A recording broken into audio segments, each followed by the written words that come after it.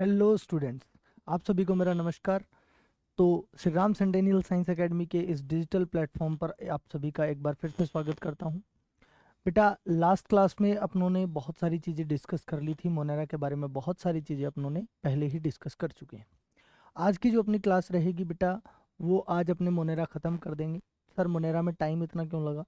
बेटा, टाइम लगने का बहुत सारे रीजंस है। जैसे मैंने यहाँ पे आपको नाइट्रोजन फिक्सेशन भी करवा दिया, जो आपके किसी अदर चैप्टर में था। मैंने आपको प्रोकैरियोटिक बैक्टीरिया की जो स्ट्रक्चर होती है वो भी यहाँ पे डिस्कस कर ली, जो किसी अदर चैप्टर का पार्ट है। मोनेरा के बहुत सारे पार्ट डिस्कस कर लिए, और बहुत सारी ऐसी चीज़ें जो आप थ्रू आउट दी पूरे सिलेबस में बैक्टीरिया के बारे में जो पढ़ोगे, वो सारी चीज़ें बेटा जी मैंने यहाँ पे आपको डिस्कस कर ली थी। चलिए बेटा, नेक्स्ट टॉपिक पे बात करते हैं। अपने कल लास्ट क्लास में बाइनरी फिशन के ऊपर बात कर रहे थे कि बाइनरी फिशन क्या होता है। तो बैक्टीरिया के अंदर जो न्यूक्लियोइड होता है वो रेप्लिकेट हो जाता है जस्ट बिफोर या प्रायर टू दी डिवीजन। और किसका फॉर्मेशन होता है? स्पिंडल फॉर्मेशन नहीं होता, इसलिए इस तरीके के डिवीजन को एमाइटोसिस कहा जाता है। यहाँ तक बेटा अपनों ने क्लियर कर लिया था। चलिए नेक्स्ट पॉइंट पे चलते हैं। नेक्स्ट पॉइंट क्या आता है? देखिए, जब अपने नेक्स्ट पॉइंट पे गए थे तो अपनों ने जनरेशन टाइम से रिलेटेड एक सवाल किया होगा। किसी बच्चे को इस सवाल में डाउट हो तो कमेंट बॉक्स में मेरे को लिख के बता देना। चलिए नेक्स्ट पॉइंट पे आते हैं। नेक्स्ट पॉइंट क्या था? Endospore formation. देखो, अपनों ने बैक्टीरिया के अंदर एसेक्सुअल रिप्रोडक्शन के दो मेथड पढ़े थे। एक तो पढ़ा था बाइनरी फिशन, और दूसरा अपने बात कर रहे हैं बेटा एंडोस्पोर फॉर्मेशन के कारण। तो एंडोस्पोर फॉर्मेशन अगर वैसे आप देखोगे तो इसमें कोई नया बैक्टीरिया नहीं बनेगा, एक ही बैक्टीरिया है जो सर्वाइव करेगा। तो इसके सर्वाइवल का एक मेथड है। तो इन harsh conditions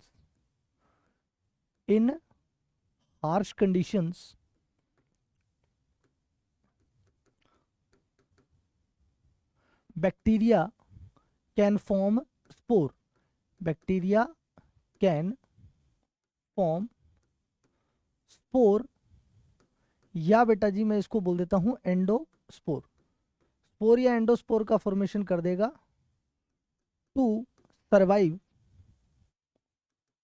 harsh conditions. Harsh conditions को सर्वाइव करने के लिए बैक्टीरिया क्या करता है? अपने अंदर बेटा एक स्पोर फॉर्मेशन का फॉर्मेशन कर लेता है। मान लीजिए स्पोर फॉर्मेशन का मतलब क्या है? मान लीजिए आपके पास ये एक कल्चर प्लेट है, और इसके अंदर बहुत सारे बैक्टीरिया है। बहुत सारे क्या हैं बेटा? बैक्टीरिया है। तो बहुत सारे बैक्टीरिया यहाँ पे मौजूद हैं। अब अपनों ने किया क्या? अपनों ने बाहर से टेम्परेचर बढ़ा दिया, और टेम्परेचर कर दिया आपने 60 to 70 डिग्री सेल्सियस। इस प्रोसेस को बोलते हैं पास्चुरेशन। तो पास्चुरेशन में अपनों ने क्या किया? 60 to 70 डिग्री टेम्परेचर कर दिया, जिसकी वजह से बहुत सारे बैक्टीरिया क्या होंगे? मर जाएंगे।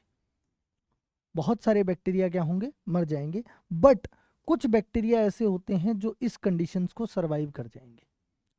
कुछ बैक्टीरिया ऐसे होते हैं जो इस कंडीशन को सरवाइव कर जाएंगे, क्योंकि 60 to 70 डिग्री जो टेम्परेचर है वो एक कैसी कंडीशन है बैक्टीरिया के लिए?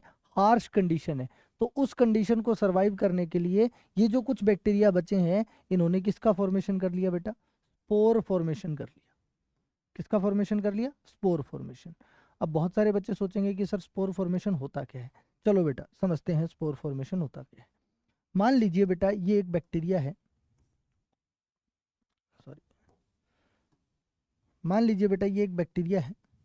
इस बैक्टीरिया के बाहर आपने टेम्परेचर बढ़ाया, और ये इस बैक्टीरिया की क्या है? सेल मेम्ब्रेन है।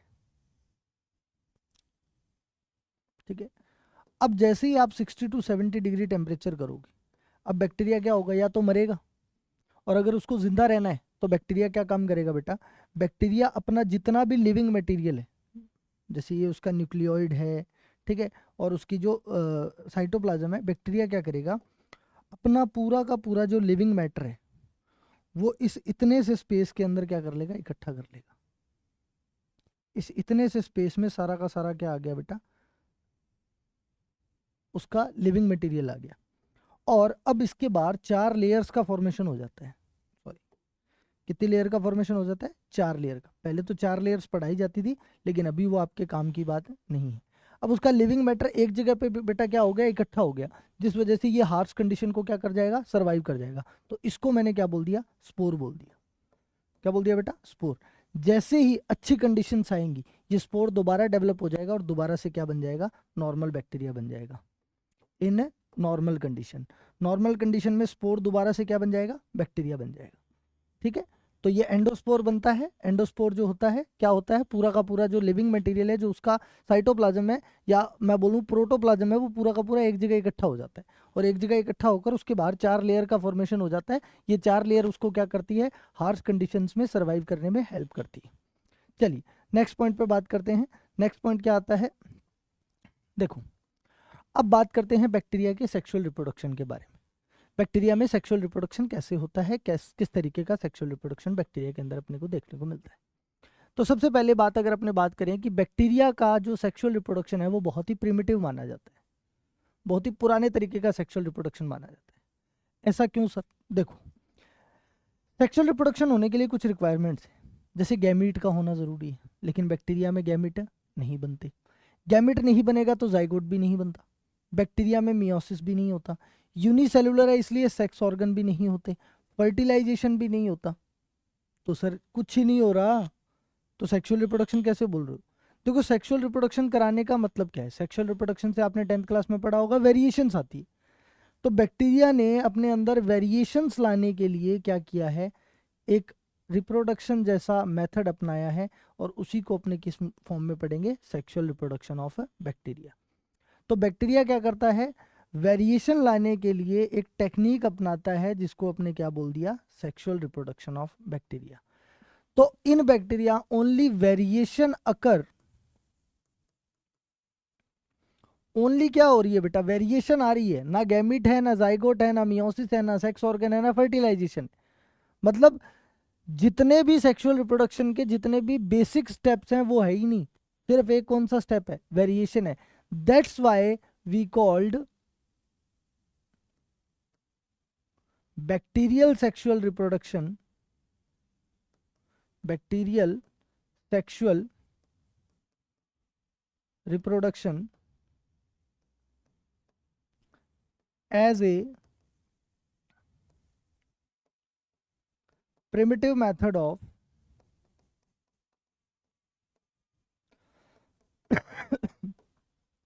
मेथड ऑफ सेक्सुअल रिप्रोडक्शन, क्योंकि उसमें सिर्फ क्या आ रही है, वेरिएशन आ रही है, बाकी कोई सा स्टेप नहीं हो रहा उसके अंदर, बाकी कोई सी चीज़ नहीं हो रही, सिर्फ वेरिएशन आ रही है।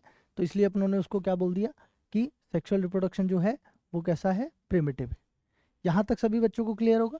चलिए बच्चे नेक्स्ट नेक्स्ट पॉइंट पे चलते हैं। क्या कहानी, देखो बैक्टीरिया का जो रिप्रोडक्शन है वो मैंने यहाँ पे 3 स्टेप्स में बताया है। देखो आप जब 12th क्लास में जाओगे, 12th क्लास में आप एक साइंटिस्ट पढ़ोगे जिसका नाम होगा ग्रिफिथ। अब ग्रिफिथ ने अपना एक एक्सपेरिमेंट दिया था जिसका नाम था ट्रांसफॉर्मेशन प्रिंसिपल, ट्रांसफॉर्मेशन प्रिंसिपल।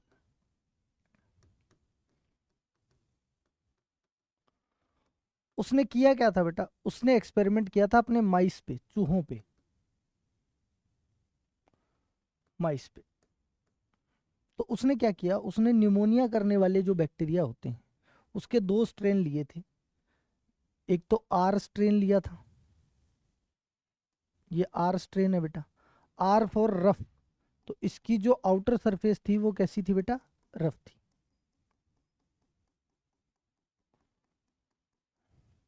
तो उन्होंने क्या देखा कि जब डेड एस स्ट्रेन वाले, एस स्ट्रेन, एस स्ट्रेन क्या होता है, स्मूथ, इसकी जो आउटर लेयर थी वो कैसी थी बेटा, स्मूथ लेयर थी, इसकी आउटर लेयर कैसी थी, स्मूथ थी, इसीलिए ये कैसा है, एस स्ट्रेन। तो उसने क्या देखा, ग्रिफिथ भाई साहब ने क्या देखा कि जब एस स्ट्रेन, और वो भी कैसा, डेड को, अगर आप लिविंग आर स्ट्रेन के साथ डाल देते हो, आर स्ट्रेन कैसा है, लिविंग है। बैक्टीरिया दोनों ही कौन से हैं, न्यूमोनिया कोजिंग बैक्टीरिया है, न्यूमोकोकस बैक्टीरिया है। तो न्यूमोकोकस बैक्टीरिया के ऊपर जब उसने क्या देखा कि आर स्ट्रेन वाले बैक्टीरिया के साथ जो कैसा है, लिविंग है, जब उसने डेड एस स्ट्रेन वाले बैक्टीरिया को डाला तो उसने क्या देखा, कुछ टाइम बाद में आर स्ट्रेन वाला बैक्टीरिया जो था उसके बाहर एक स्मूथ लेयर का फॉर्मेशन हो गया। ये आर स्ट्रेन है, इसके बाहर कैसी थी, रफ लेयर थी। लेकिन कुछ टाइम बाद उसने क्या देखा कि आर स्ट्रेन के बाहर स्मूथ लेयर का फॉर्मेशन हो गया, और आर स्ट्रेन का ट्रांसफॉर्मेशन हो गया, बदल गया, transformation into S strain. Strain क्या होता है बेटा? एक ही बैक्टीरिया के टाइप होते हैं, एक ही बैक्टीरिया के क्या होते हैं बेटा? टाइप होते हैं स्ट्रेन। तो उसने क्या देखा, न्यूमोकोकस बैक्टीरिया के 2 स्ट्रेन थे, एक आर स्ट्रेन था, एक एस स्ट्रेन था। आर स्ट्रेन की जो सरफेस थी, सेल वॉल थी, वो कैसी थी? रफ थी। एस स्ट्रेन की जो सरफेस थी वो कैसी थी? स्मूथ थी। उसने क्या किया, आर स्ट्रेन तो लिया लिविंग और एस स्ट्रेन लिया बेटा डेड, दोनों को मिक्स कर दिया। दोनों को मिक्स कर दिया तो उसने क्या देखा, कुछ टाइम बाद में सारे ही एस स्ट्रेन बन गए, आर स्ट्रेन वाला बचा ही नहीं, आर स्ट्रेन वाला बचा ही नहीं। तो डेड कौन सा था? एस। आर तो लिविंग था, तो आर तो बचना चाहिए था, जबकि उसने क्या देखा, एस आ गए जिंदा। अरे भाई साहब ये कैसे हो गया?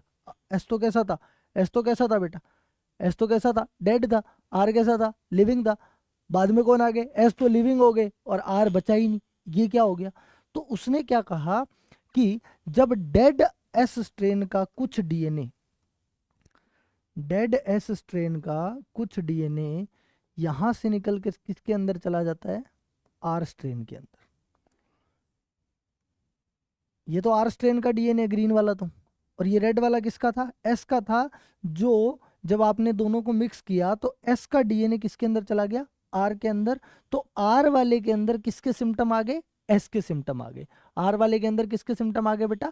एस के सिम्टम आ गए। और आर वाले के अंदर एस के सिम्टम आ गए तो आर का ट्रांसफॉर्मेशन हो गया। तो बताओ आर में वेरिएशन आई कि नहीं आई? आर किस में बदल गया? एस में बदल गया, वेरिएशन आ गई। इस तरीके के सेक्सुअल रिप्रोडक्शन को क्या बोला जाता है? ट्रांसफॉर्मेशन। क्या बोला जाता है बच्चे? ट्रांसफॉर्मेशन। सेकंड रिप्रोडक्शन की अगर अपने बात करें तो कॉन्जुगेशन। अब कॉन्जुगेशन क्या होता है? मान लीजिए बेटा आपके पास 2 बैक्टीरिया हैं, ये एक बैक्टीरिया है और ये दूसरा बैक्टीरिया है। ये इस बैक्टीरिया का मेन डीएनए है, ये इन दोनों का क्या है? मेन डीएनए है। लेकिन इस मेन डीएनए के अलावा बैक्टीरिया में, इस बैक्टीरिया में कुछ स्पेशल टाइप का डीएनए भी है, और इस प्लाज्मिड को बोला बेटा मैंने एफ प्लाज्मिड। क्या बोला बेटा? F plasmid. और इस एफ प्लाज्मिड के कारण इस बैक्टीरिया के कुछ स्पेशल सिम्टम है जो इसमें नहीं है। दोनों की जाति सेम है, दोनों की स्पीशीज सेम है, लेकिन इसमें इस प्लाज्मिड के होने की वजह से ये थोड़ा सा एडवांस है इस वाले बैक्टीरिया से, इसमें कुछ एक्स्ट्रा सिम्टम्स है। अब क्या होगा, ये बोला यार भाई तेरे पास 3 प्लाज्मिड है, कुछ मेरे को भी दे दे। तो यहाँ पे ये तो काम करेगा डोनर का, तो इसको तो बोल दूंगा मैं F प्लस, और इसके पास F नहीं है तो इसको बोल दूंगा F माइनस। ये बोलेगा भाई कैसे पहुंचाऊं तेरे तक डीएनए? अरे भाई पहुंचाने का तरीका तो याद करो। तो मैंने आपको बताया था कि बैक्टीरिया के पास पिलाई होती है, और ये पिलाई दोनों, एक बैक्टीरिया की पिलाई दूसरे बैक्टीरिया की पिलाई से जुड़ जाएगी और बेटा एक ट्यूब का फॉर्मेशन करेगी, जिस ट्यूब का नाम क्या था? Conjugation tube. क्या करेगी बेटा? Conjugation tube. और ये कॉन्जुगेशन ट्यूब के थ्रू ये जो एफ प्लाज्मिड है वो किस में आ जाएगा बेटा? इस एफ माइनस वाले के अंदर आ जाएगा।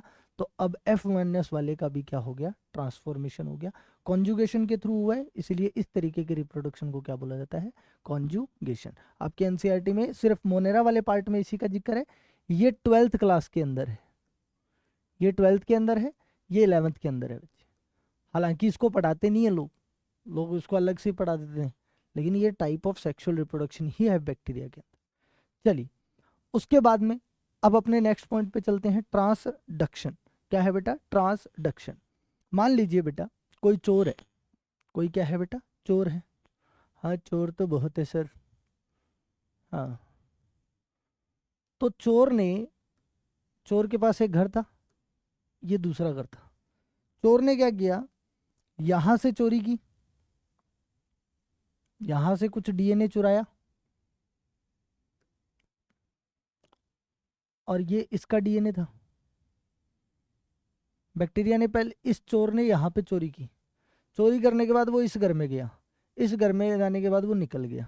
लेकिन जब वो इस घर से निकला तो इस घर का कुछ सामान वो इस घर में छोड़ाया, ए घर का कुछ सामान वो किस में छोड़ाया बेटा? बी घर में छोड़ाया। यानी कि ए का कुछ डीएनए कहाँ छोड़ाया बेटा? बी के अंदर छोड़ाया। तो बी के अंदर किसके सिम्टम आ जाएंगे? कुछ सिम्टम बेटा किसके आ जाएंगे? बी के, सॉरी बी के अंदर किसके सिम्टम आ जाएंगे, कुछ सिम्टम ए के आ जाएंगे। इसको बोला जाता है बेटा ट्रांसडक्शन। क्या बोला जाता है बेटा, ट्रांसडक्शन। तो ये चोर कौन है, ये चोर है बेटा वायरस। कौन है बेटा, वायरस। ये कौन है, ए कौन है, ए है बैक्टीरिया। ए कौन है बेटा, बैक्टीरिया। और बी कौन है बेटा, बी भी क्या है, बैक्टीरिया है। बी भी क्या है बेटा, बैक्टीरिया है।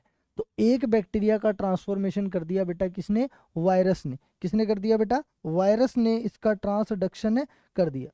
चलिए अभी उसके बाद में नेक्स्ट टॉपिक जो आता है कि यहाँ पे अपने जो नेक्स्ट पॉइंट पे बात करेंगे, क्या हुआ कि एक बैक्टीरिया का ट्रांसफॉर्मेशन कर दिया दूसरे बैक्टीरिया के अंदर।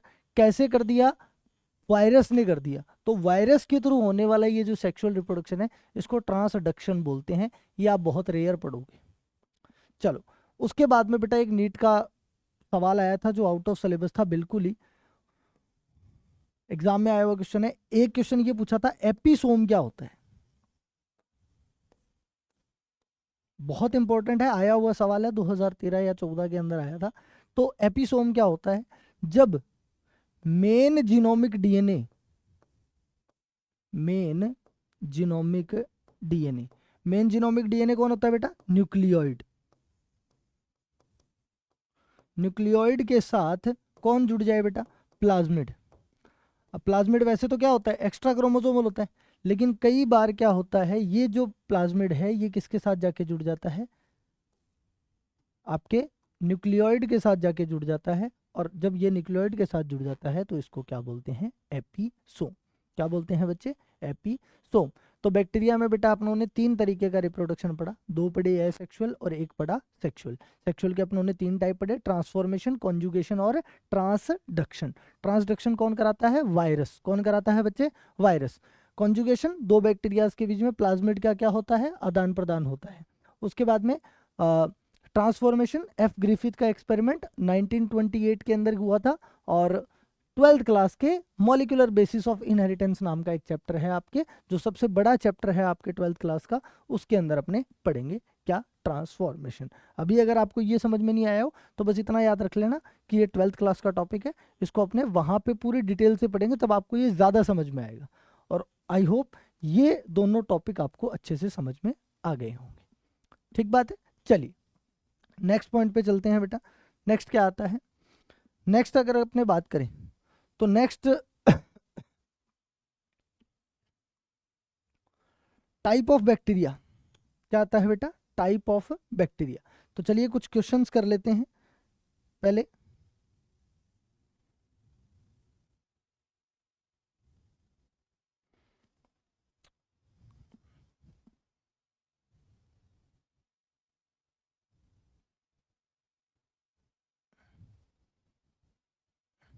चलो पहले इसको खत्म कर लेते हैं फिर अपने टाइप ऑफ बैक्टीरिया पढ़ेंगे क्या क्या होता है। चलो टाइप ऑफ बैक्टीरिया की अगर मैं बात करूं तो टाइप ऑफ बैक्टीरिया 2 तरीके के बैक्टीरिया आपके बताए गए हैं, आर्की बैक्टीरिया और दूसरा टॉपिक जो आपके बताया गया है वो बताया गया है यू बैक्टीरिया। आर्की का मतलब हार्श कंडीशंस। कैसी कंडीशंस बेटा, हार्श कंडीशन। तो आर्की बैक्टीरिया कैसी कंडीशंस में रहते हैं, हार्श कंडीशंस में रहने वाले बैक्टीरिया। अब वो उनके लिए हार्श नहीं है, अपने पर्सपेक्टिव से हार्श है। उनके लिए तो वो अनुकूल परिस्थितियां हैं, उनके लिए तो वो अनुकूल परिस्थितियां, अपने लिए हार्श है। अभी टेम्परेचर बहुत ज़्यादा है वहाँ पे, नॉर्मली लाइफ पॉसिबल नहीं होती, लेकिन वहाँ पे तो आर्की बैक्टीरिया रह रहे हैं, मजे से रह रहे हैं। अगर आप उसको लो टेम्परेचर में ले आओगे तो वो मर जाएगा बेचारा। तो उसके लिए वो अडेप्टेशन है वहाँ की, तो उसके लिए वो अनुकूल परिस्थितियां हैं। लेकिन अपने पर्सपेक्टिव से देखें तो वह कैसी कंडीशन में रहता है, हार्श कंडीशन में रहता है, हार्श कंडीशंस में रहता है। सॉरी हार्श बैक्टीरिया लिख दिया। कैसी कंडीशंस में रहता है, हार्श कंडीशंस में रहता है। चलिए बच्चे यू बैक्टीरिया, यू माने क्या होता है बेटा बायोलॉजी में, ट्रू। क्या होता है बेटा, ट्रू। बैक्टीरिया माने बैक्टीरिया। तो जो ट्रू बैक्टीरियाज होते हैं उनको किस में रखा जाता है, आर्की बैक्टीरिया में। आपको बेटा इसमें मैं 3 कैटेगरी पढ़ाऊंगा। सबसे पहली कैटेगरी आती है मैथेनोजेंस, मैथेनोजेंस। उसके बाद में है हेलोफाइल्स, हेलोफाइल्स, हेलोफाइल्स। और सबसे लास्ट में अगर अपने बात करूं तो आती है थर्मो एसिडोफिलस।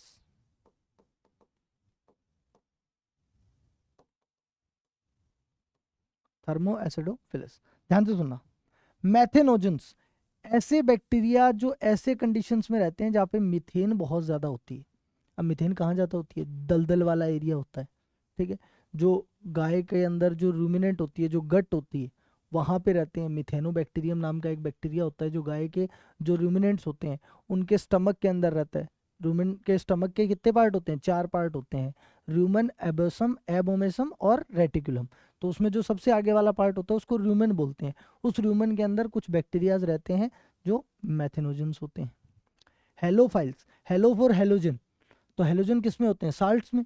तो साल्ट जहाँ पे जितना ज़्यादा साल्टी एरिया होगा तो मैथेनोजेंस फॉर मार्शी एरिया में रहते हैं।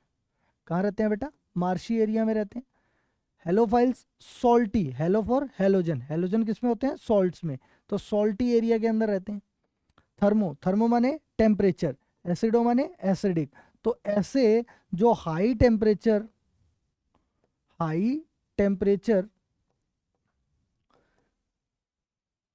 एंड लो पीएच पर रहते हैं। टेम्परेचर क्या है? हाई, पीएच कैसी है बेटा? लो। तो हाई टेम्परेचर और लो पीएच माने कैसा एनवायरनमेंट? Acidic environment. तो जो हाई टेम्परेचर और लो पीएच पर रहते हैं उनको क्या बोलते हैं? Thermo acidophiles. क्या बोलते हैं बेटा? Thermo acidophiles. अब ट्रू बैक्टीरिया की अगर बात करें तो यू बैक्टीरिया में अपने को क्या क्या पढ़ना है? यू बैक्टीरिया में पहली कैटेगरी जो अपने को पढ़नी है वो पढ़नी है बेटा साइनो बैक्टीरिया। को पढ़नी है? कौन सी पढ़नी है बेटा? Cyanobacteria. उसके बाद में हेटेरोट्रोफिक बैक्टीरिया मैं आपको पढ़ा ही चुका हूँ पहले ही, तो वो भी इसी के पार्ट है। उसके बाद में अपने को पढ़ना है माइकोप्लाज्मा। कौन सा पढ़ना है बेटा? माइकोप्लाज्मा। उसके बाद में एक कैटेगरी जो किताब में, ये दोनों तो एनसीईआरटी में गिवन है, एनसीईआरटी में गिवन है। तो गिवन कौन सा नहीं है सर? देखो, एक्टिनोमाइसिटीज, एक्टिनोमाइसिटीज। तो एक्टिनोमाइसिटीज गिवन नहीं है, इसको भी डिस्कस करेंगे थोड़ा सा। क्योंकि क्योंकि इसके नाम आपको पता है। जब फ्रैंकिया नाम सुना होगा आपने, मिथेनोबैक्टीरियम जो टीबी को उसका जो सॉरी आपका स्ट्रेप्टोमाइसिस जो क्या बनाता है? बहुत ज़्यादा एंटीबायोटिक्स बनाता है। तो वो एक्टिनोमाइसिटीज के मेंबर है। और ये माइसीलियम जैसी स्ट्रक्चर बनाते हैं, इसलिए इसको माइसिटीज बोल दिया जाता है। फंगस जैसा, रे फंगाई भी बोलते हैं इनको। क्या बोलते हैं? रे फंगाई। ठीक है, वास्तव में फंगाई नहीं है, रे फंगाई बोलते हैं। चलिए नेक्स्ट पॉइंट पे बात करते हैं। चलिए सबसे पहले बात करते हैं बेटा आर्की बैक्टीरिया के बारे में। तो आर्की बैक्टीरिया कैसी कंडीशंस में रहते हैं? हार्श हैबिटाट में रहते हैं। कैसे हैबिटाट में रहते हैं बेटा? हार्श हैबिटाट में रहते हैं। इनके पास क्या होते हैं? अडेप्टेशन। इनके पास क्या होते हैं बेटा? Adaptation to survive in difficult condition. Difficult condition में सरवाइव करने के लिए adaptation to survive difficult condition. Difficult condition को सरवाइव करने के लिए इनके पास क्या होते हैं? कुछ अडेप्टेशंस देखने को मिलते हैं। चलिए सबसे पहले बात करते हैं अपने आर्की बैक्टीरिया और यू बैक्टीरिया के बीच में डिफरेंस पढ़ लेते हैं कि क्या एडेप्टेशन है।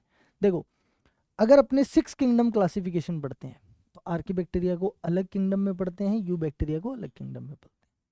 लेकिन अभी अपने क्या पढ़ रहे हैं? 5 किंगडम क्लासिफिकेशन डिटेल से पढ़ रहे हैं। तो 5 किंगडम के अंदर Archie bacteria and you bacteria जो है वो किंगडम मोनेरा के पार्ट है, तो उस हिसाब से पढ़ते हैं। सबसे पहले अपने बात करते हैं सेल वॉल की। CW माने सेल वॉल। तो आर्की बैक्टीरिया की जो सेल, देखो यू बैक्टीरिया की सेल वॉल आपने पढ़ी है, किसकी बनी होती है? पेप्टाइडोग्लाइकेन की। पेप्टाइडोग्लाइकेन का बेटा एक नाम और भी होता है, कोई बच्चा कंफ्यूज मत हो जाना, म्यूरिन। क्या बेटा? म्यूरिन। तो आर्की बैक्टीरिया में पेप्टाइडोग्लाइकेन की बनी हुई सेल वॉल नहीं होती। इसके अंदर एक अलग तरीके का सब्सटेंस होता है जिसको बोलते हैं स्यूडोम्यूरिन। क्या बोलते हैं बेटा? स्यूडोम्यूरिन या स्यूडोपेप्टाइडोग्लाइकेन। स्यूडोपेप्टाइडोग्लाइकेन।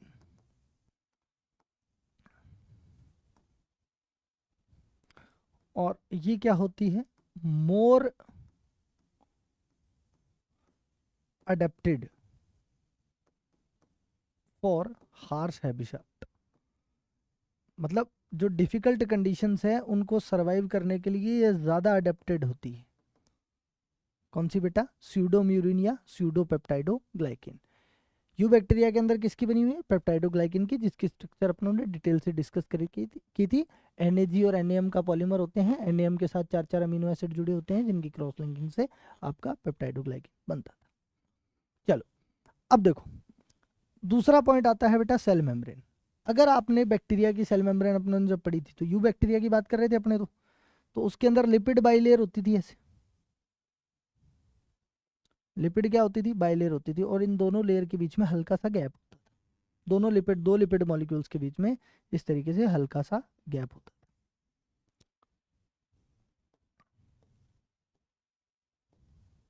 ठीक बात है। यहां पे कंडीशन कुछ और है।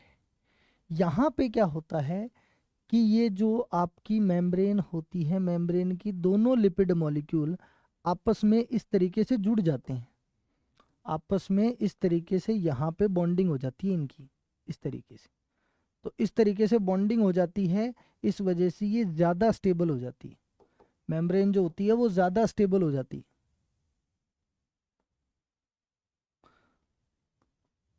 एक कारण तो ये हो गया कि दोनों जो लिपिड मॉलिक्यूल है उनके बीच में यहाँ पे क्या हो जाती है बेटा? बॉन्डिंग हो जाती है। और ये कौन सी बॉन्डिंग होती है? ईथर बॉन्डिंग होती है। कौन सी बॉन्डिंग होती है बेटा? ईथर बॉन्डिंग होती है। यहाँ पे कौन सी बॉन्डिंग होती थी? एस्टर बॉन्डिंग होती थी। कौन सी बॉन्डिंग होती थी बेटा? एस्टर बॉन्डिंग होती थी। चलो, यहाँ पे ईथर बॉन्ड बनता है, यहाँ पे एस्टर बॉन्ड बनता है। ठीक बात है। चलिए, ज़्यादा डिटेल में नहीं जाऊँगा बॉन्डिंग कैसी होती है कैसी नहीं होती है, क्योंकि सेल मेम्ब्रेन का किताब ने कहीं पे भी जिक्र नहीं किया है। NCERT सिर्फ किसको मानती है? सेल वॉल को। NCERT कहती है कि जो आर्की बैक्टीरियाज होते हैं उनकी जो सेल वॉल होती है वो ज़्यादा रिजिड होती है as compare to the eubacteria, so that they can survive in harsh habitats. तो ये इतना सेल वॉल के बारे में लिख रखा है।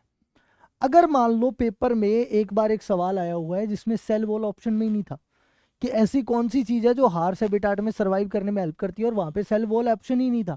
और जब बेटा सेल वॉल ऑप्शन नहीं होगा तो तू क्या करेगा? इसलिए बेटा तेरे को एक एक्स्ट्रा पॉइंट बता रहा हूँ, एक्स्ट्रा बटका बता रहा हूँ, कि एक तो उसके जो लिपिड मेम्ब्रेन है वो दोनों मेम्ब्रेन के दोनों मॉलिक्यूल आपस में जुड़ जाते हैं इस तरीके से। दूसरी बात, इसमें जो लिपिड मॉलिक्यूल होते हैं उनके अंदर ब्रांचिंग देखने को मिलती है। क्या देखने को मिलती है बेटा? ब्रांचिंग देखने को मिलती है।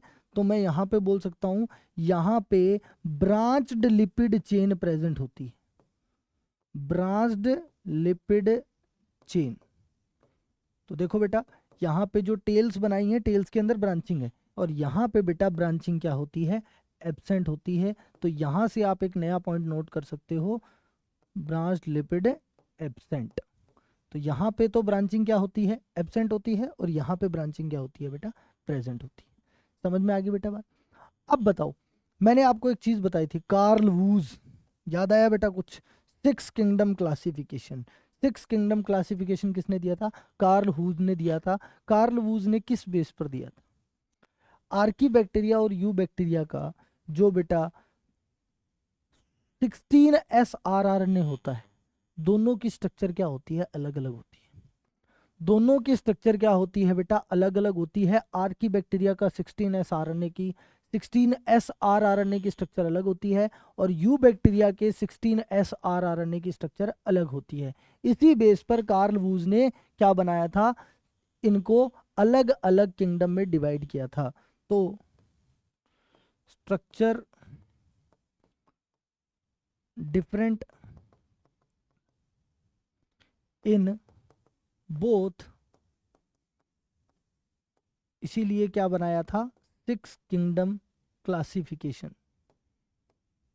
इसीलिए कार्लूज ने कहा कि इनके अंदर यार 16 SRR दोनों के अंदर ही अलग अलग है, तो इनको सेम किंगडम में रखना सही नहीं है। तो उन्होंने क्या बोला कि इसको अलग अलग कर दो। एक पॉइंट और बता देता हूँ, हिस्टोन के बारे में अगर अपने बात करें, हिस्टोन के बारे में अगर अपने बात करें, तो हिस्टोन के बारे में अगर आप बात करोगे, तो हिस्टोन प्रोटीन के बारे में अगर आप बात करो, तो आर्की बैक्टीरिया में और यू बैक्टीरिया में, इन सम आर्की बैक्टीरिया, इन सम आर्की बैक्टीरिया हिस्टोन प्रोटीन क्या होती है, प्रेजेंट होती है। हिस्टोन प्रोटीन वैसे बेटा किसका फीचर है, हिस्टोन प्रोटीन वैसे यूकैरियोटिक सेल का फीचर है, लेकिन कुछ आर्की बैक्टीरिया में भी मौजूद होती है। और इसके अंदर हिस्टोन क्या होती है, एब्सेंट होती है। हिस्टोन क्या होती है, एब्सेंट होती है। और पॉलीएमाइंस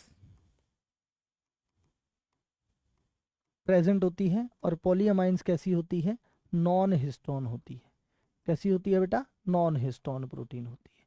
तो जो आर्की बैक्टीरिया होते हैं उनके अंदर कुछ के अंदर हिस्टोन प्रेजेंट होती है, जबकि कुछ यू बैक्टीरिया जैसे होते हैं जिनके इस यू बैक्टीरिया के अंदर हिस्टोन प्रोटीन क्या होती है बच्चे, एब्सेंट होती है। उसके बाद में एक पॉइंट पे और बात कर लेते हैं। क्या पॉइंट है बेटा, ध्यान से सुनना। अब तक अपनों ने डिफरेंस पढ़े, एक सिमिलैरिटी पढ़ा देता हूं। सिमिलैरिटी, तो दोनों में क्या होता है, 70S राइबोसोम, और इसमें भी कौन सा राइबोसोम होता है, 17S। तो यू बैक्टीरिया में मैंने बेटा आपको कितने डिफरेंस पढ़ा दिए बेटा, 4 डिफरेंस पढ़ा दिए। पहला डिफरेंस सेल वॉल के ऊपर। आर्की बैक्टीरिया की सेल वॉल किसकी बनी होती है, स्यूडोम्यूरिन या स्यूडोपेप्टाइडोग्लाइकेन की। यू बैक्टीरिया की सेल वॉल किसकी बनी होती है, आपकी पेप्टाइडोग्लाइकेन या म्यूरिन की। सेल वॉल की अगर बात करें तो बेटा उसमें दोनों मॉलिक्यूल, अच्छा एक चीज और, एक सवाल आया हुआ है बच्चे, मेरे को अभी याद आया। देखो यहाँ पे दोनों मेम्ब्रेन आपस में जुड़ गई, दोनों जो लिपिड मॉलिक्यूल थे वो आपस में जुड़ गए। और यहाँ पे यू बैक्टीरिया में अलग अलग थे, यू बैक्टीरिया में क्या थे, अलग अलग थे, इसलिए बाई लेयर थी। और आर्की बैक्टीरिया में दोनों जुड़ गए तो बेटा एक ही लेयर बन गई। तो एक बार एक सवाल आया हुआ है कि जो इनकी सेल मेम्ब्रेन होती है वो मोनोलेयर की फॉर्म में होती है। कैसी फॉर्म में होती है बेटा, मोनोलेयर की फॉर्म में होती है। कैसी फॉर्म में होती है, मोनोलेयर की फॉर्म में इनकी सेल वॉल सेल मेम्ब्रेन होती है। चलिए नेक्स्ट पॉइंट पे बात करते हैं। उसके बाद में मैंने बताया आपको 16S RNA की स्ट्रक्चर दोनों में अलग अलग होती है, जिस बेस पे कार्ल बूज ने इनको अलग अलग किंगडम में डिवाइड किया था, 6 किंगडम क्लासिफिकेशन के अंदर। उसके बाद में अपना स्टोन की बात करें तो कुछ आर्की बैक्टीरिया ऐसे होते हैं जिनके अंदर हिस्टोन प्रोटीन प्रेजेंट होती है, और जो यू बैक्टीरियाज होते हैं उनके अंदर हिस्टोन प्रोटीन क्या होती है बच्चे, एब्सेंट होती है। चलिए नेक्स्ट पॉइंट पे बात करते हैं। सिमिलैरिटीज के ऊपर बात करें तो 70S राइबोसोम और 70S राइबोसोम दोनों के अंदर प्रेजेंट होता है, तो ये इन दोनों की सिमिलैरिटीज है। उसके बाद में बेटा अपने बात करते हैं मैथोनोजेंस के बारे में, हेलोफाइल्स के बारे में और थर्मो एसिडोफिलस के बारे में। तो मैथेनोजेंस की अगर बात करें तो अगर मैं बात करूं मैथेनोजेंस की, तो मार्शी एरिया के अंदर प्रेजेंट होते हैं। मार्शी एरिया, मार्शी मतलब दलदल वाला एरिया। और कहाँ प्रेजेंट होते हैं, जो नीट का बड़ा ही फेवरेट क्वेश्चन है, gut of ruminant. Gut of ruminant. आपको एक मजे की बात बताता हूँ बेटा, सर रूमिनेंट क्या होते हैं, रूमिनेंट वो होते हैं बेटा जो जुगाली करने वाले पशु होते हैं, जैसे काऊ हो गया, जैसे भैंस हो गई बेटा, बफेलो हो गया। हाँ स्पेलिंग वेलिंग देख लेना भाई, खराब ही है अपना मामला। हाँ तो गट ऑफ रूमिनेंट में काऊ और जो बफेलो है उनके अंदर बेटा क्या होता है, देखिए जैसे मान लीजिए बेटा ये अपनी गाय है, तुम्हें पता ही है अपनी ड्राइंग तो माशाल्लाह।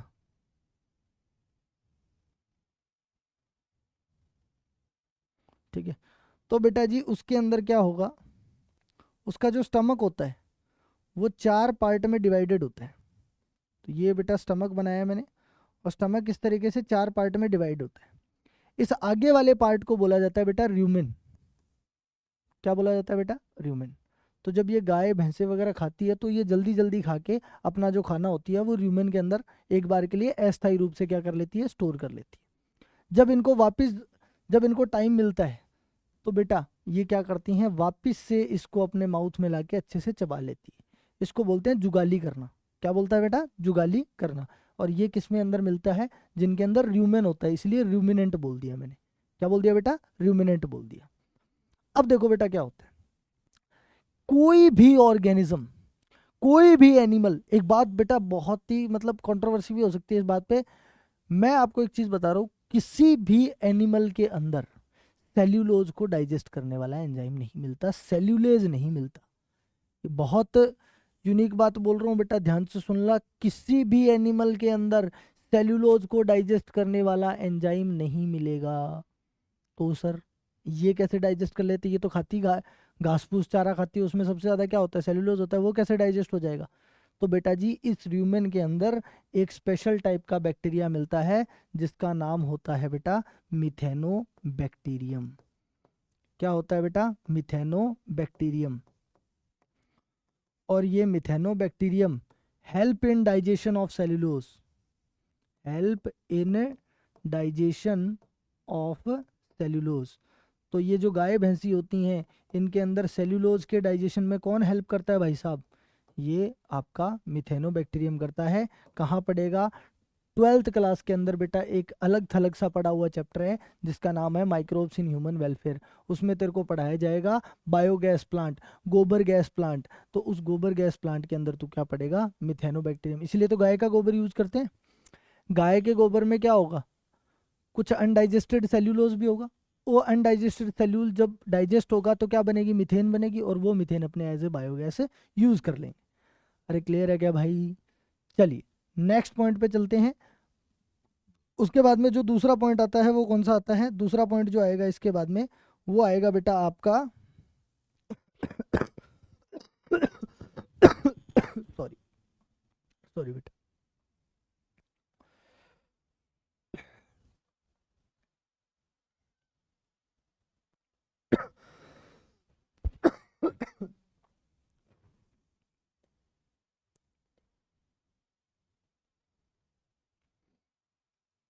चलिए सॉरी, तबीयत थोड़ी ज़्यादा ही खराब हो रखी है।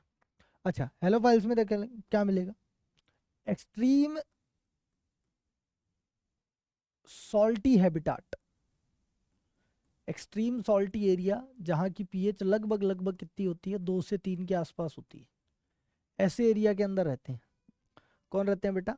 हेलोफाइल्स। कौन रहते हैं बेटा? हेलोफाइल्स। इतना ध्यान रखना है, इससे ज्यादा कुछ ध्यान नहीं रखना।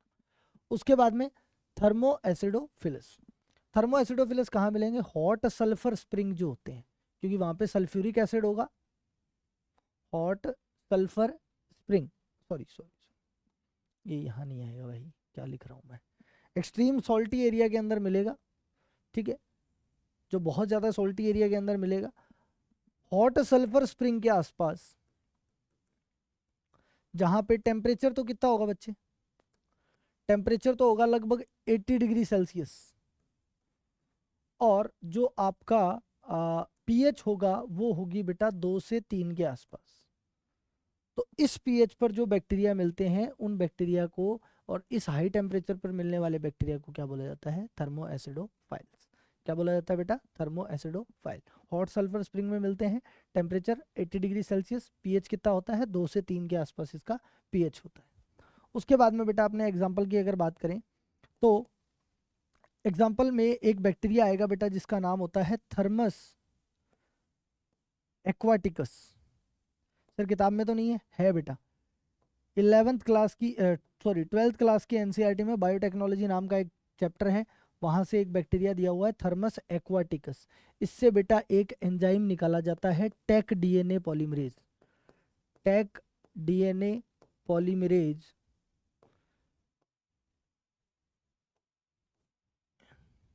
Used in PCR. पीसीआर, अरे कोरोना का जो टेस्ट था, आपने सुना होगा कोरोना के टेस्ट का नाम क्या हुआ करता था? RT PCR. आरटी पीसीआर, तो पीसीआर का मतलब क्या होता है? पॉलीमरेज चेन रिएक्शन होती है। पॉलीमरेज चेन रिएक्शन क्या करती है कि अगर आपके ब्लड में या किसी भी सलाइवा के अंदर या म्यूकस के अंदर थोड़ा बहुत भी किसी अदर डीएनए का सैंपल है तो उसको ज़्यादा से ज़्यादा कॉपी बना के उसके सैंपल की वैल्यू को इन्हांस करने का काम करती है, तो वो होता है। चलिए, तो ये बेटा आपका आर्की बैक्टीरिया यहाँ पे हो जाता है खत्म। थोड़ी सी एनसीईआरटी, ये देखो एनसीईआरटी के अंदर इतना ही दिया हुआ है। एनसीईआरटी ध्यान से देखना बेटा क्या लिखा हुआ है। These bacteria are special since they live in some of the most harsh habitats such as extreme salty area. तो जो एक्सट्रीम साल्टी एरिया में रहेगा वो कौन सा होगा बेटा? हेलोफाइल्स। हॉट स्प्रिंग्स जहाँ पे होंगे, सल्फर स्प्रिंग्स जो होते हैं वहाँ पे रहेगा थर्मोएसिडोफाइल्स। एंड मार्शी एरिया के अंदर रहेगा तो वो कौन होता है बेटा? Methanogens. Archaebacteria differ from the other bacteria. Archaebacteria other bacteria से अलग होते हैं in having a different cell wall. अब बच्चे मैं तेरे को एक सवाल पूछता हूँ, तेरे पास सवाल आ गया और तूने नीट ने ये सवाल पूछा कि आर्की बैक्टीरिया और यू बैक्टीरिया में जो मेजर डिफरेंस है वो किस बेस पर है, सेल वॉल के बेसिस पर है या सेल मेम्ब्रेन के बेसिस पर है? चलो जल्दी जल्दी जल्दी आंसर देंगे बेटा सभी बच्चे। तो आप आंसर दोगे, कमेंट में जल्दी से अपना आंसर लिखोगे। तो आंसर में आप क्या करोगे, सेल वॉल आंसर देके आओगे, क्योंकि एनसीईआरटी सेल वॉल की बात करती है, एनसीईआरटी ने सेल मेम्ब्रेन की बात नहीं की है, इसलिए आपको आंसर क्या देना है, सेल वॉल देना है। Structure and this feature is responsible for the survival in extreme condition. तो ये जो सेल वॉल का जो एक्स्ट्रा फीचर है यही उसको सर्वाइव करने में हेल्प करता है। Methanogens are present in the gut of दो सेवरल रूमिनेंट एनिमल्स, जो सेवरल रूमिनेंट एनिमल्स होते हैं उनकी गट के अंदर प्रेजेंट होता है, such as cows and buffaloes, and they are responsible for the production of methane. Biogas के प्रोडक्शन में रिस्पॉन्सिबल होते हैं from the dung of these animals. इन गायों का जो गोबर होता है उससे बेटा मीथेन बनाने में, बायोगैस बनाने में इनका बहुत ही इंपॉर्टेंट रोल होता है। चलिए अब बेटा कुछ क्वेश्चंस की बारी है, उसके बाद में अपने यू बैक्टीरिया खत्म कर देंगे। Which of the following are likely to be present in deep sea water? Deep sea water, तो डीप सी वाटर में देखो बेटा, नीट 2013 का क्वेश्चन है, डीप सी वाटर में प्रेशर बहुत ज्यादा होगा, प्रेशर ज्यादा होगा तो कंडीशन कैसी है, हार्श कंडीशन है। क्या आ जाएगा बेटा आंसर, आर्की बैक्टीरिया। क्या आंसर आ जाएगा बेटा, archaebacteria. Pigment containing membranous extension in some cyanobacterias are. अरे जो पिगमेंट कंटेनिंग होते हैं, पिगमेंट कंटेनिंग कौन होता है, क्या बेसल बॉडी होती है क्या, नो सर। क्या हेटेरोसिस्ट, ना सर। क्या नुमेटोफोर्स, ना सर। बच गया कौन, क्रोमेटोफोर। नाम में ही पता लग रहा है क्या है, कलर है। विच अमोंग दी फॉलोइंग, ये बेटा नीट 2013 का क्वेश्चन है, which among the following are the smallest living cells known without a definite cell wall. Without लिखा है बच्चे, ध्यान से देख लेना, known without a definite cell wall, जिसके अंदर डेफिनेट सेल वॉल नहीं है, pathogenic to plants as well as animals and can survive without oxygen. तो ये कौन होता है बच्चे, माइकोप्लाज्मा होता है। अभी आगे आगे आएगा आपके, नीट 2017 का क्वेश्चन है, नीट 2017 का क्वेश्चन है। Which structure perform the function of mitochondria in bacteria, कराया हुआ क्वेश्चन है बेटा, जल्दी से आंसर देंगे सारे बच्चे। Which structure perform the function of mitochondria in the bacteria. Mitochondria in bacteria का काम, बैक्टीरिया के अंदर माइटोकॉन्ड्रिया जैसा काम कौन करता है बच्चे, अरे बच्चे न्यूक्लियोइड। क्या डीएनए करता है क्या, ना सर। क्या सेल वॉल करती है क्या, अरे भाई डेड है, क्या बनाएगी, एनर्जी बनाने वाला चाहिए अपने को, राइबोसोम करेगा क्या, अरे राइबोसोम तो प्रोटीन बनाता है भाई, तो प्रोटीन नहीं बनानी, एनर्जी बनानी है, तो एनर्जी बनाने का काम कौन करता है, मीजोसोम। कौन करता है बेटा, मीजोसोम। समझ में आया।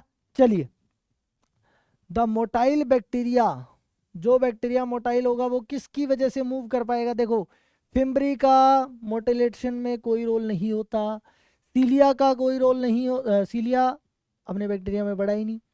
उसके बाद में फिम्ब्रे, पिलाई, पिलाई करता है क्या, मेरी एक पॉइंट लिखाया हुआ है, pili and fimbriae no role in motility. तो बच गया कौन सा बेटा, फ्लैजिला, 2014 का question. Anoxygenic photosynthesis is characteristic of, anoxygenic यानी कि जिसमें क्या नहीं बनती, ऑक्सीजन नहीं बनती, anoxygenic photosynthesis is characteristic of. तो एन ऑक्सीजेनिक, सबसे पहले देखो क्या देख रखा है इधर, स्पाइरोगाइरा देख रखा है। स्पाइरोगाइरा कैसी एल्गी है बेटा, ग्रीन एल्गी है, ग्रीन एल्गी है तो फोटोसिंथेसिस करेगा, यानी कि इसके अंदर ऑक्सीजेनिक होगा, तो ये आंसर नहीं हो सकता। अल्वा, ये भी आंसर नहीं हो सकता, ये भी एक एल्गी है, फोटोसिंथेसिस करती है। क्लेमाइडोमोनास ग्रीन एल्गी होती है, पिगमेंट होते हैं इसके अंदर, हालांकि प्रोटिस्टा में रखा जाता है, लेकिन ग्रीन एल्गी यूनिसेलुलर होती है, तो ये भी आंसर नहीं हो सकता। बच गया कौन बेटा, रोडोस्पाइरिलम। कौन बच गया बेटा, रोडोस्पाइरिलम। पर्पल नॉन सल्फर बैक्टीरिया होता है बच्चे, कैसा होता है, पर्पल नॉन सल्फर, यानी कि एलिफेटिक चेन ऑफ कार्बन का यूज करता है, तो वहां पे H2O यूज नहीं करता, H2O यूज नहीं करेगा तो ऑक्सीजन भी नहीं बनेगी। अरे हाँ ना बोल भाई, Rhodospirillum. Oxygenic photosynthesis occurs in, oxygenic photosynthesis किसके अंदर होता है, देखो Oscillatoria, Chromatium, Rhodospirillum, Oscillatoria is an example of, Oscillatoria is an example of cyanobacteria. Answer ये आ जाएगा, ऑक्सीजेनिक है तो कौन सा होगा, साइनोबैक्टीरिया। 2009 का क्वेश्चन, इसलिए बेटा मैंने आपको ऑसिलेटोरिया एग्जांपल में लिखा है। Which of the following is a symbiotic nitrogen fixer. Symbiotic nitrogen fixer का एग्जांपल कौन आता है, सिम्बायोटिक फ्रैंकिया। कौन आता है बेटा, फ्रैंकिया। किसके अंदर, नॉन लेग्यूमिनस प्लांट के अंदर। दो प्लांट एग्जांपल लिखाए थे, एलनस और कैजुरीना। एलनस और कैजुरीना दोनों एग्जांपल हैं। चलिए, cell wall is absent in, सीधी सी बात है बेटा, mycoplasma. The primitive prokaryote responsible for the production of biogas. Biogas कौन बनाता है, मैथेनोजेंस। आंसर क्या आ जाएगा बेटा, ए। नीट 2016 और 15 के क्वेश्चन है। Which of the following statement is wrong, कौन सा स्टेटमेंट गलत है। Phycomycetes are also called algal fungi, बिल्कुल ठीक बात है। Cyanobacteria are also called blue green algae, बिल्कुल ठीक बात है। Golden algae are also called desmids, बिल्कुल ठीक बात है। यू माने क्या होता है, true bacteria are also called false bacteria. अरे नहीं भाई, ट्रू बोलते हैं तो पहला स्टेटमेंट गलत है, तो आंसर क्या आ जाएगा, ए। क्या आ जाएगा बच्चे, ए। चलिए, उसके बाद में जो आपका नेक्स्ट टॉपिक आता है वो कौन सा आता है बेटा, यू बैक्टीरिया। थोड़ा सा मैं पानी पी लेता हूँ, फिर अपने आगे बढ़ते हैं, इस टॉपिक को खत्म करते हैं।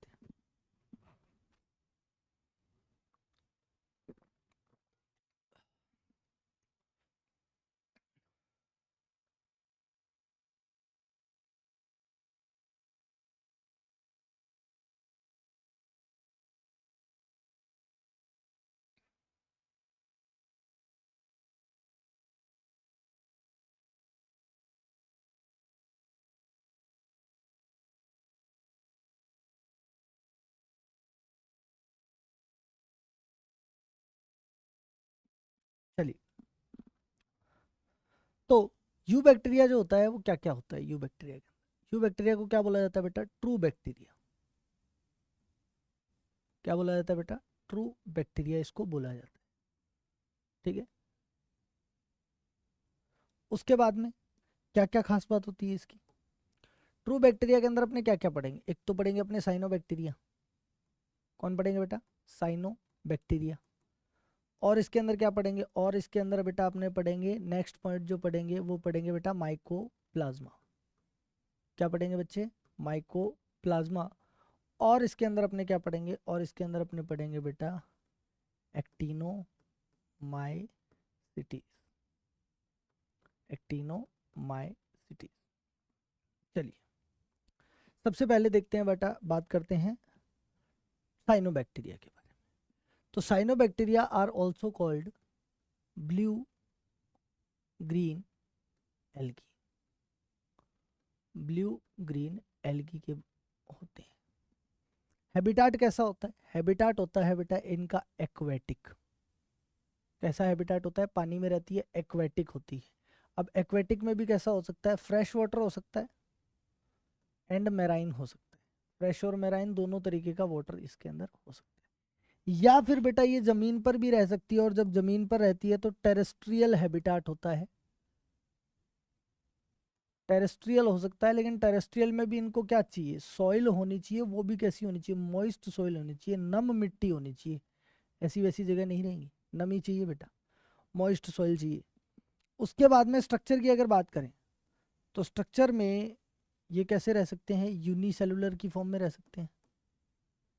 यूनिसेलुलर की फॉर्म में रह सकते हैं, फिलामेंटस फॉर्म में रह सकते हैं, फिलामेंटस फॉर्म में रह सकते हैं।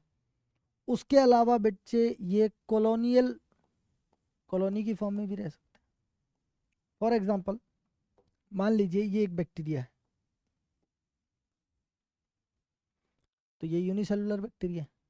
अभी यहीं पे बहुत सारे बैक्टीरिया ये इस तरीके से अरेंज हो गए,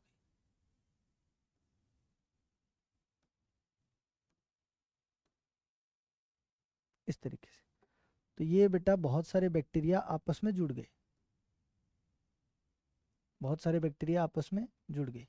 जुड़ने से बेटा एक लंबा फिलामेंट बन गया, तो इसको क्या बोल देंगे, फिलामेंट। मल्टी सेलुलर मत बोल देना भाई, बैक्टीरिया है, अलग अलग है, फिलामेंटस है ये भाई। पता चला कि सर ये तो आप कुछ और ही बता रहे थे, हम तो कुछ और ही मतलब ले गए उस बात का। हाँ, ध्यान रखिएगा बच्चे, कभी कभी जो दिखता है वो होता नहीं है। तो ये देखो बच्चे, ये यहाँ पे क्या बन गई, कॉलोनी बन गई। यहाँ भी बैक्टीरिया की क्या बन गई बेटा, कॉलोनी बन गई। ऐसे बहुत सारे बैक्टीरिया पास पास आ गए तो क्या बन गई बच्चे, कॉलोनी बन गई। तो बेटा ये बन गई कॉलोनी। क्या बन गई बेटा, कॉलोनी। सेल डिटेल क्या होती है सर, सेल डिटेल के बारे में अगर बात करेंगे तो क्या होता है, ध्यान से सुनना। अब देखो जब ये फिलामेंटस फॉर्म में होती है तो कुछ बैक्टीरिया क्या करते हैं, अब देखो इनके अंदर क्या होगा, क्रोमेटोफोर होगा। क्या होगा बेटा, क्रोमेटोफोर होगा। और क्रोमेटोफोर होगा तो ये आपको कैसे दिखाई देगी, फोटोसिंथेसिस करती हुई दिखाएगी। अच्छा, इसमें से कुछ सेल्स ऐसी होती हैं जो मॉडिफाई हो जाती हैं स्पेशल तरीके से। कुछ सेल्स क्या हो जाती है बेटा, मॉडिफाई हो जाती है। और मॉडिफाई होकर किसका फिक्सेशन करती है बेटा, नाइट्रोजन फिक्सेशन का करती है। कुछ बैक्टीरिया क्या कर देंगे बेटा, नाइट्रोजन फिक्सेशन के लिए मॉडिफाई हो जाएंगे, मॉडिफाई हो जाएंगे। और ऐसी सेल्स को बोला जाता है बेटा हेटेरोसिस्ट। क्या बोला जाता है बेटा, हेटेरोसिस्ट। ध्यान से सुनना, कुछ सेल्स जो फिलामेंटस या कॉलोनियल फॉर्म में होंगी उनमें से कुछ बैक्टीरिया खुद को मॉडिफाई कर लेंगे फॉर नाइट्रोजन फिक्सेशन। तो ऐसी सेल को बोल देंगे बेटा आपने क्या, हेटेरोसिस्ट। क्या बोल देंगे बच्चे, हेटेरोसिस्ट। तो इसके अंदर कौन सा एंजाइम होगा बताओ, नाइट्रोजिनेज। क्या होगा बेटा, नाइट्रोजिनेज। कौन सा एंजाइम होगा बेटा इसके अंदर, नाइट्रोजिनेज। जो क्या करेगा, N2 कल पढ़ा था, NH3 में बदल देगा, बायोलॉजिकल नाइट्रोजन फिक्सेशन कर देगा। क्या कर देगा बेटा, बायोलॉजिकल नाइट्रोजन फिक्सेशन कर देगा। और बायोलॉजिकल नाइट्रोजन फिक्सेशन कर देगा तो बेटा अपने को क्या मिल जाएगा वहां पे, नाइट्रोजन फिक्स करके देगा बेचारा अपने को। उसके बाद में बेटा नेक्स्ट पॉइंट जो आता है cell detail. Major cell detail बेटा पहले ही पढ़ा चुका हूँ। सेल डिटेल में क्या क्या पढ़ना होता है बता, सेल डिटेल में तेरे को ये पढ़ना होता है कि सेल वॉल होती है कि नहीं होती। तो सेल वॉल बिल्कुल होती है बेटा, पेप्टाइडोग्लाइकेन की बनी हुई होती है। किसकी बनी होती है बेटा, पेप्टाइडोग्लाइकेन की बनी हुई होती है। उसके बाद में तेरे को ये पढ़ना है कि फ्लैजिला होता है कि नहीं होता। तो बेटा मैं आपको पहले बता चुका हूँ कि फ्लैजिला क्या होता है, इसके अंदर एब्सेंट होता है। ग्राम पॉजिटिव होता है कि नेगेटिव होता है, ये बेटा ग्राम नेगेटिव होता है। कैसा होता है बेटा, ग्राम नेगेटिव होता है। क्रोमेटोफोर इसके अंदर प्रेजेंट होता है, क्रोमेटोफोर इसके अंदर क्या होता है बच्चे, प्रेजेंट होता है। क्रोमेटोफोर इसके अंदर प्रेजेंट होता है, इसका मतलब इसके अंदर क्या होते हैं बेटा, पिगमेंट होते हैं। क्या होते हैं बेटा, पिगमेंट होते हैं। सर पिगमेंट होते हैं तो कौन कौन से होते हैं बेटा, ध्यान से सुन ले। पिगमेंट होगा तो एक पिगमेंट तो ऑक्सीजनिक फोटोसिंथेसिस में हमेशा चाहिएगा, जिसका नाम है क्लोरोफिल ए। क्या नाम है बेटा, क्लोरोफिल ए। एक इसके अंदर बेटा ब्लू कलर का पिगमेंट मिलता है जिसको बोलते हैं फाइकोसाइनिन, फाइकोसाइनिन। और एक बेटा इसके अंदर पिगमेंट होता है फाइकोइरिथ्रिन। कौन होता है बेटा, फाइकोइरिथ्रिन। ठीक है, तो फाइकोसाइनिन, साइनिन वर्ड जहां पे भी आ जाए उसका मतलब ब्लू होता है। और बायोलॉजी में लगभग चीजें अगर कोई ब्लू है तो उसके अंदर क्या होता है, कॉपर होता है। क्या होता है बच्चे, कॉपर होता है। ये क्लासेस में मैं आपको पहले ही भी बता चुका हूँ। तो सेल डिटेल में अपनों ने क्या क्या पढ़ लिया, सेल डिटेल में अगर सेल वॉल होगी, ध्यान से देख बच्चे, अगर सेल वॉल होगी तो क्या होगा बेटा, सेल वॉल होगी तो पेप्टाइडोग्लाइकेन होगा। सेल वॉल होगी तो क्या होगा बेटा, पेप्टाइडोग्लाइकेन होगा। फ्लैजिला होगा तो एब्सेंट होगा, फ्लैजिला एब्सेंट होता है। क्लोरोफिल होता है, फाइकोसाइनिन और फाइकोइरिथ्रिन होता है। उसके अलावा वहां पे अगर अपने बात करेंगे बेटा स्टोरेज ग्रेन्यूल्स की, अगर बात करें स्टोरेज, स्टोरेज भी तो करेगा। तो स्टोरेज ग्रेन्यूल्स की अगर अपने बात करें तो स्टोरेज क्या होता है, कहाँ चलेगा भाई, हाँ, स्टोरेज की अगर अपने बात करें तो एक तो होता है साइनोफाइसियन ग्रेन्यूल, साइनोफाइसियन ग्रेन्यूल। अगर ये साइनोफाइसियन ग्रेन्यूल स्टोर कर रहा है, इसका मतलब ये अमीनो एसिड स्टोर कर रहा है।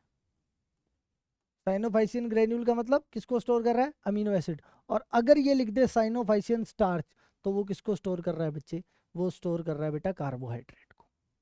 किसको स्टोर कर रहा है बेटा, कार्बोहाइड्रेट।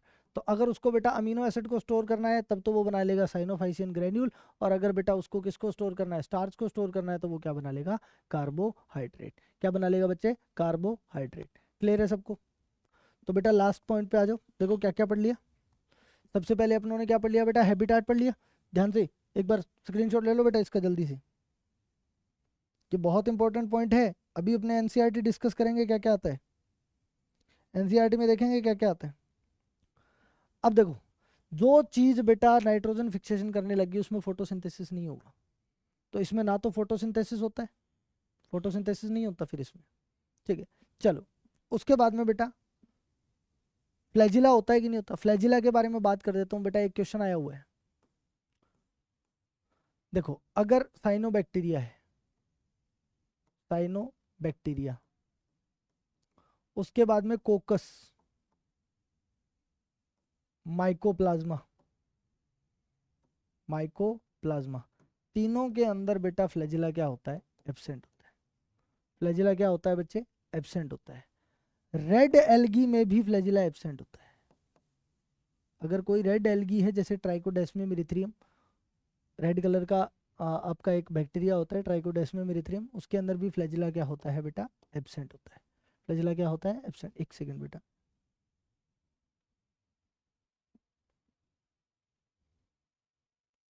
एक कॉल आ गया।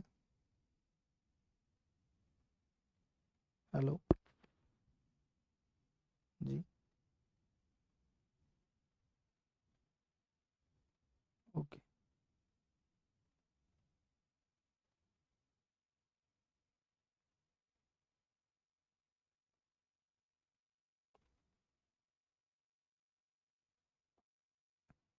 ठीक,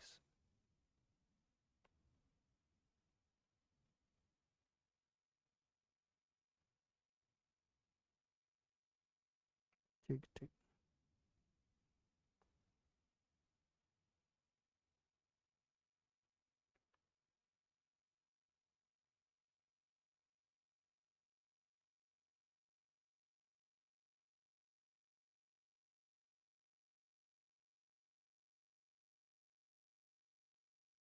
ठीक है,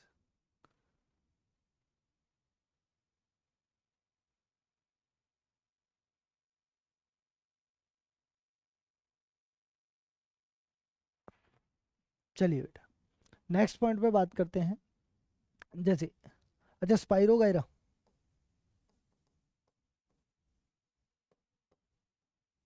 स्पाइरो गायरा, तो इसके जो गैमीट होते हैं वो कैसे होते हैं, नॉन मोटाइल होते हैं। इसके जो गैमीट होते हैं वो कैसे होते हैं, नॉन मोटाइल होते हैं। इसके अलावा नाइट्रोजन फिक्सेशन की अगर अपने बात करें, नाइट्रोजन फिक्सेशन की अगर अपने बात करें तो Nostoc and Anabaena, Nostoc and Anabaena can fix nitrogen free living form में भी कर सकते हैं एंड सिम्बायोटिक फॉर्म में भी कर सकते हैं। अब सिम्बायोटिक फॉर्म में करेंगे तो बेटा इसका पहला एग्जांपल सिम्बायोटिक का अगर मैं बात करूं लाइकेन, तो बेटा देखो लाइकेन जो होता है, लाइकेन में क्या होता है, फंगस और एल्गी होती है। एल्गी मोस्टली कौन सी होती है, या तो कोई यूनिसेलुलर एल्गी होती है या साइनोबैक्टीरिया होते हैं, या तो कोई यूनिसेलुलर एल्गी होती है या साइनोबैक्टीरिया होते हैं। तो लाइकेन के अंदर जो नोस्टॉक और एनाबिना है ये प्रेजेंट होते हैं, कैन फिक्स नाइट्रोजन। अब लाइकेन के बारे में आपको पता होना चाहिए वरना आपने आगे इसी चैप्टर में डिटेल से पढ़ेंगे लाइकेन को। उसके बाद में एक प्लांट होता है बेटा एजोला, कौन सा प्लांट होता है बेटा, एजोला। एजोला की जो लीव्स होती है उसके ऊपर एनाबिना होता है, लीव जो होती है उसके ऊपर क्या होता है बेटा, एनाबिना होता है, और उसको अपने बेटा एज ए यूज करते हैं, बायो फर्टिलाइजर यूज करते हैं। एजोला को as a bio fertiliser use किया जाता है क्योंकि उसकी देखो एजोला की जो पत्तियां होती हैं ना उनको काट के राइस के खेतों में डाल देते हैं ताकि वहां पे प्रोडक्शन होता होता है। तो एजोला की लीफ पे एनाबिना होता है जो क्या कर देता है, नाइट्रोजन फिक्सेशन कर देता है। उसके बाद में बेटा कोरेलॉइड रूट्स, तो कोरेलॉइड रूट्स किसमें होती है, साइकस में होती है। साइकस का जो प्लांट होता है, साइकस के अंदर क्या होता है, देखो पाइनस में तो माइकोराइजा होता है, पाइनस की रूट में रूट के साथ फंगस जुड़ जाती है तो उसको तो बोलते हैं माइकोराइजा। और साइकस जो होता है, साइकोस में होती है कोलेरॉइड रूट्स। उसके अंदर क्या होता है बेटा, वहाँ पे जो आपकी रूट्स होती हैं उन रूट्स के साथ नोस्टॉक और एनाबिना जुड़ जाते हैं। तो साइकस की जो रूट्स होती हैं उसके पास नोस्टॉक एंड एनाबिना दोनों होते हैं, नोस्टॉक और एनाबिना दोनों होते हैं। चलिए, तो ये बेटा आपका साइनोबैक्टीरिया तो हो जाता है यहाँ पे खत्म। उसके बाद में जो नेक्स्ट पॉइंट आता है वो कौन सा आता है बेटा, वो आता है बेटा माइकोप्लाज्मा। चलिए, नेक्स्ट पॉइंट कौन सा आता है बेटा, माइकोप्लाज्मा। तो यहाँ पे मैं लिख देता हूँ माइकोप्लाज्मा। देखो, सीधी सी सिंपल सी बात है, कुछ सिंपल सिंपल पॉइंट डिस्कस कर देता हूँ बेटा माइकोप्लाज्मा के बारे में। सेल वॉल एब्सेंट होती है, cell wall absent. Cell shape जो होगी वो कैसी होगी है बेटा, सेल शेप जो होती है वो इनडेफिनेट होती है, कोई भी प्रॉपर शेप नहीं होती। क्योंकि अगर सेल वॉल नहीं है तो सेल वॉल ही तो शेप देती है, तो सेल वॉल नहीं है तो शेप भी नहीं होगी। उसके अलावा न्यूट्रिशन की अगर बात करूं, न्यूट्रिशन की अगर बात करूं तो न्यूट्रिशन बेटा इसमें दो तरीके का होता है। अगर कुछ नहीं कर रहा तो सेप्रोफाइटिक है, या तो कैसा होगा बेटा सेप्रोफाइटिक होगा, या फिर कैसा होगा बेटा पैरासाइट होगा। और पैरासाइट किस किस पे हो सकता है, एनिमल और प्लांट दोनों पे हो सकता है, animal and plant both, animal and plant both. उसके बाद में, उसके बाद में बच्चे, उसके बाद में क्या बोल सकते हैं अपने, सेल वॉल होगी, सेल शेप आ गई। अच्छा, इसको एक नाम और भी होता है PPLO, pleuro pneumonia like organism, pleuro pneumonia like organism. क्योंकि बेटा ये जो जान एनिमल्स होते हैं उनके अंदर न्यूमोनिया जैसी डिजीज करता है, इसलिए इसको प्लूरो न्यूमोनिया लाइक ऑर्गेनिज्म बोल दिया जाता है। ठीक है, 0.1 से 0.2 माइक्रोमीटर इसका साइज होता है। ठीक बात है। उसके अलावा सबसे स्मॉलेस्ट ऑर्गेनिज्म है, स्मॉलेस्ट लिविंग ऑर्गेनिज्म है, स्मॉलेस्ट लिविंग ऑर्गेनिज्म है। लगातार अपनी शेप बदलता रहता है, इसलिए इसको जोकर ऑफ प्लांट किंगडम भी बोलते हैं, joker of plant kingdom. Sir plant kingdom क्यों, अब तो मोनेरा पढ़ा रहे हो। पहले बेटा इसको प्लांट किंगडम में माना जाता था ना, टू किंगडम क्लासिफिकेशन में सारे बैक्टीरिया को किसमें रखा जाता था, प्लांट किंगडम में रखा जाता था, तो इसको जोकर ऑफ प्लांट किंगडम भी बोल दिया जाता है। उसके अलावा, उसके अलावा बेटा आप इसमें क्या बोल सकते हो, हाँ बस माइकोप्लाज्मा में इतनी चीज़ें आपको ध्यान रखनी है, इससे ज़्यादा आपको कुछ भी नहीं पढ़ना। सेल वॉल एब्सेंट होती है, शेल शेप इंडेफिनेट होती है, न्यूट्रिशन सेप्रोफाइटिक होता है, पैरासाइट्स होता है एनिमल एंड प्लांट बोथ के ऊपर, PPLO smallest living organism, joker of plant kingdom. ठीक बात है। अच्छा, एक चीज और ध्यान रखना, कैन सर्वाइव विदाउट ऑक्सीजन, बिना ऑक्सीजन के रहता है बेटा, बिना ऑक्सीजन के लिए रहता है, इसलिए ऑब्लिगेट, ऑब्लिगेट एनारोबिक है। अगर आप इसको एरोबिक कंडीशन दे दोगे मर जाएगा बेचारा, ऑब्लिगेट एनारोबिक है। कैसा है बेटा, ऑब्लिगेट एन एरोबिक है, ऑब्लिगेट एन एरोबिक है।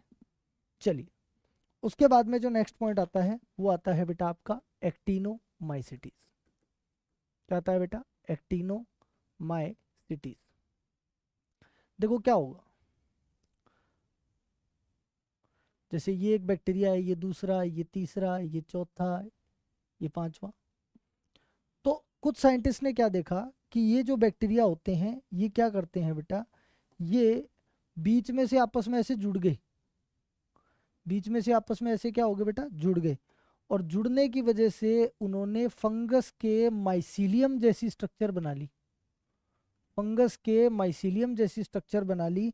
तो इस वजह से इनके लिए एक वर्ड यूज किया गया है यहाँ पे माइसिटीज। क्या वर्ड यूज किया गया बेटा, माइसिटीज। तो फंगस के माइसीलियम जैसी स्ट्रक्चर बनाते हैं, इसलिए इसको क्या बोल दिया गया बेटा, माइसिटीज। तो एक्टिनोमाइसिटीज। अब फंगस के फॉर्म माइसीलियम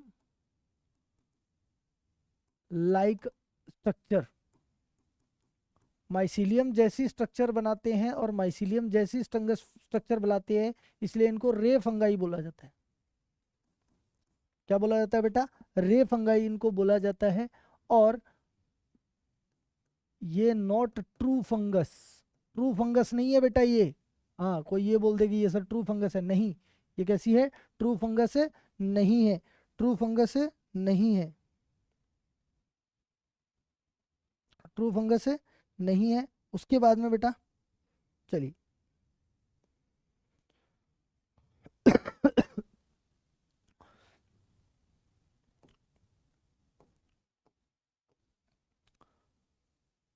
एक्टिनोमाइसिटीज में माइसिलियम जैसी स्ट्रक्चर बनाता है। अब इसके एग्जांपल, एक एग्जांपल तो है बेटा फ्रैंकिया, फ्रैंकिया। एक आता है Mycobacterium tuberculosis, Mycobacterium tuberculosis, Mycobacterium tuberculosis TB cause करता है, ट्यूबरक्लोसिस डिजीज कॉज करता है। एक होता है कॉर्न बैक्टीरियम, कॉर्न बैक्टीरियम। एक होता है बेटा आपका स्ट्रेप्टोमाइसीज, स्ट्रेप्टोमाइसीज। और स्ट्रेप्टोमाइसीज जो होता है वो मैक्सिमम एंटीबायोटिक का प्रोडक्शन करता है, मैक्सिमम एंटीबायोटिक का प्रोडक्शन करता है, मैक्सिमम एंटीबायोटिक का प्रोडक्शन करने का काम है। समझ में आ गई बेटा बात। तो ये आ गया आपका एक्टिनोमाइसिटीज, एनसीईआरटी में नहीं है लेकिन फिर भी मैंने लिखा है, इंपॉर्टेंट है। चलिए अब बेटा आपने थोड़ा सा एनसीईआरटी के ऊपर डिस्कशन कर लेते हैं, आपका मोनेरा आज खत्म हो जाता है, ठीक है। तो एनसीईआरटी के ऊपर थोड़ा सा डिस्कशन कर लेते हैं, क्या कहानी है। देखो एनसीईआरटी क्या कहती है, there are thousands of eubacteria or true bacteria, they are characterised by the presence of a rigid cell wall and if motile a flagellum. अगर वो मोटाइल होगा तो उसके ऊपर क्या होगा, फ्लैजिला होगा। अगर वो मोटाइल होगा तो उसके ऊपर क्या होगा बेटा, फ्लैजिला होगा। एक second,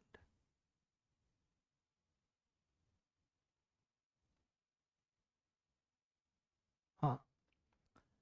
The cyanobacteria also referred to as blue-green algae have chlorophyll A similar to green plants, जैसा green plants में होता है वैसा इसी के अंदर होता है। And are photosynthetic autotroph, photosynthetic autotroph होते हैं। साइनोबैक्टीरिया यूनिसेलुलर हो सकते हैं, कॉलोनियल हो सकते हैं और फिलामेंट्स हो सकते हैं। फ्रेश वाटर मेराइन और टेरेस्ट्रियल होते हैं।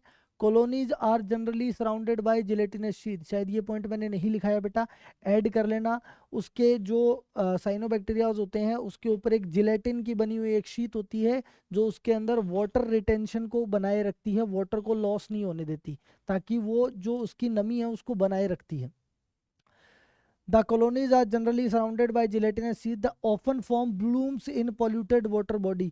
नीट का बहुत ही इंपॉर्टेंट क्वेश्चन है बेटा, ये भी आप नोट्स में अपने ऐड कर लेना कि ये क्या करते हैं, ब्लूम इन पॉल्यूटेड वाटर बॉडीज। अगर किसी जगह पे यूट्रिफिकेशन हो रहा है, किसी जगह पे पानी के अंदर घुले हुए पदार्थ जाता है, कोई पॉल्यूटेड पानी है, तो उस पानी के अंदर ब्लू ग्रीन एल्गी की ग्रोथ बहुत तेजी से होती है। तो पॉल्यूटेड वाटर बॉडीज के अंदर ये ब्लूम बनाती है, ये भी बहुत इंपॉर्टेंट पॉइंट है बेटा। तो आपको पोल्यूशन इंडिकेटर की फॉर्म में पूछा जा सकता है। देखो आपके सिलेबस में दो पोल्यूशन इंडिकेटर है, एक तो दे रखा है लाइकेन, जिस जगह पे पोल्यूशन होगा उस जगह पे कभी भी लाइकेन नहीं लगेगी, पहली चीज। और अगर पानी में बहुत ज्यादा पोल्यूशन है तो वहां पे अगर आपको किसी जगह पे साइनोबैक्टीरिया बहुत ज्यादा मिल रहे हैं, इट मीन वो पानी बहुत ज्यादा क्या है बेटा, पॉल्यूटेड है। तो अगर पॉल्यूशन है तो वहां पे कौन आ जाएंगे, साइनोबैक्टीरिया। और वहां पे पॉल्यूशन है तो वहां पे कभी कौन नहीं आएगी, लाइकेन। तो दोनों ही पॉल्यूशन इंडिकेटर का काम करते हैं। Some of these organisms can fix atmospheric nitrogen in specialized cells called heterocyst, जैसे कि नोस्टॉक और एनाबिना।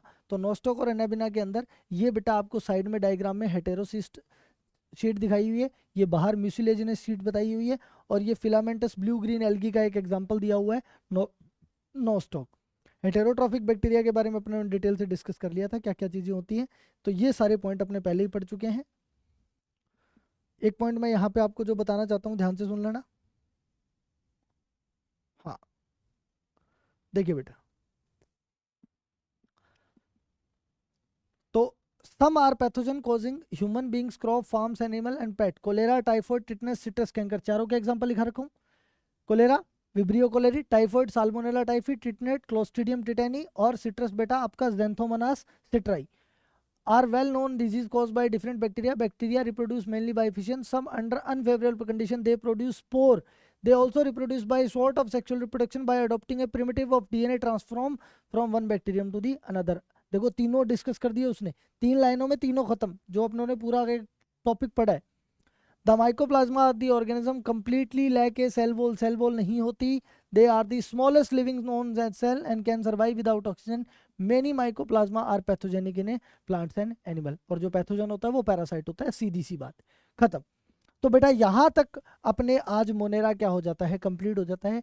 नेक्स्ट क्लासेस में आपके इस चैप्टर में 2 टॉपिक बचे हैं मेनली. आपका एक तो प्रोटिस्टा बचा है, 2 लेक्चर में प्रोटिस्टा खत्म कर देंगे और 2 लेक्चर में फंगाई खत्म कर देंगे, क्योंकि वो बाकी चैप्टर से रिलेट नहीं करते.